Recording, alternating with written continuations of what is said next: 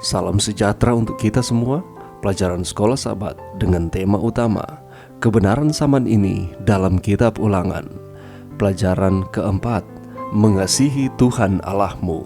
Senin 18 Oktober, takut akan Allah. Musa memberitahukan kepada anak-anak Israel untuk mengasihi Allah dengan segala apa yang mereka punyai.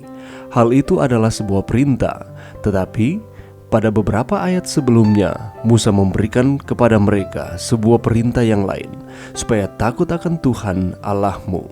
Ulangan 6 ayat 2. Bacalah Ulangan 10 ayat 12. Apa yang dikatakan dalam ayat ini tentang kasih dan takut, dan bagaimana kita mengerti akan hal ini? Dalam satu ayat, mereka diminta untuk takut akan Allah. Pada ayat yang lain, mereka diminta untuk mengasihi Dia. Tetapi dalam ayat ini, mereka diminta untuk melakukan kedua-duanya, takut dan mengasihi pada saat yang sama. Jika dilihat dari pengertian umum kata takut, kelihatannya ada sebuah kontradiksi, tetapi sebenarnya tidak. Sebagai gantinya, takut akan Allah dalam pengertian diliputi rasa kagum dan hormat karena mengetahui siapa Dia, otoritas, kuasa, keadilan dan kebenarannya, khususnya dibandingkan dengan keberdosaan, kelemahan, dan ketergantungan kita yang penuh kepadanya, harusnya menjadi reaksi alamiah kita. Kita ini adalah makhluk yang sudah jatuh, makhluk yang telah melanggar perintah Allah, dan yang meskipun demikian ada kasih karunia-Nya, pantas untuk menerima penghukuman serta kematian kekal. Bacalah Efesus 2 ayat 1-10. Bagaimanakah ayat-ayat ini menolong kita untuk mengerti cara agar kita bisa takut dan mengasihi Allah di saat yang sama? Terlepas dari fakta bahwa kita ini adalah orang-orang yang harus dimurkai, itulah mengapa kita harus takut kepadanya.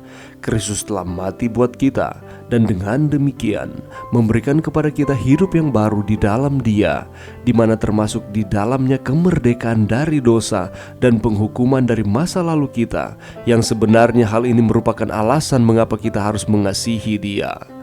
Dan sama seperti hal ini berlaku untuk kita saat ini, prinsip yang sama ini diaplikasikan kepada Israel kuno. Mereka telah ditawan di Mesir, di mana sebelumnya mereka dihukum dalam perbudakan dari tekanan. Dan hanyalah karena kasih dan kemurahan Allah bagi mereka sehingga menuntun pada sebuah penebusan yang besar.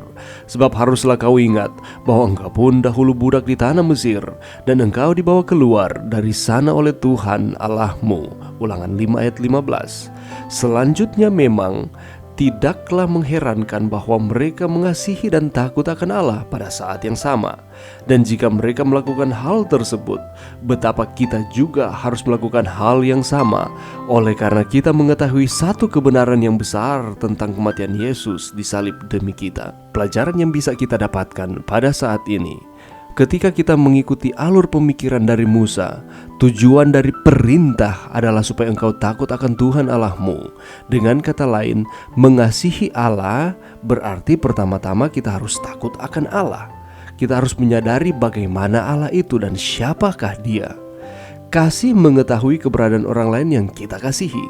Untuk mengasihi Allah bukanlah dengan mengasihi prinsip yang abstrak, kebijaksanaan yang mendalam, atau cerita-cerita yang indah. Mengasihi Allah bukanlah sebuah teologi atau tradisi budaya. Mengasihi Allah berarti mengasihi Dia sebagai pribadi. Dan takut akan Allah berarti memiliki dan menghibur, merasakan kehadirannya di mana-mana dan di setiap saat. Allah hadir bukan hanya di gereja atau saat kita berdoa. Allah juga hadir di mana-mana, contohnya di kantor, di dapur, di kamar tidur, di pasar, di setiap kegiatan, di setiap hal-hal yang kita lakukan di dalam kehidupan kita. Kasih bukanlah hanya sebuah perasaan saja, tetapi kasih juga merupakan sebuah komitmen. Seseorang yang mengatakan bahwa dia mengasihi Allah, tentu itu akan dibuktikannya melalui cara dia hidup. Kasih akan Allah berarti kita akan menuruti akan firman-Nya dan melakukan yang terbaik untuk memuliakan nama-Nya di dalam hidup ini. Dan ketika kita mengatakan kita kasih akan Allah, maka kita akan menghormati Dia di dalam segala hal di dalam kehidupan kita. Takut akan Allah berarti kita tidak memilih untuk memberontak kepadanya, melainkan tunduk kepada perintah-perintahnya dan bersyukur atas kasih karunia yang telah Dia berikan di dalam kehidupan kita. Mari berdoa. Terima kasih Tuhan atas firman-Mu pada saat ini. Bantu kami untuk kami terus takut akan Tuhan dan mengasihi Tuhan di dalam kehidupan kami. Ini doa kami di dalam nama Yesus. Amin.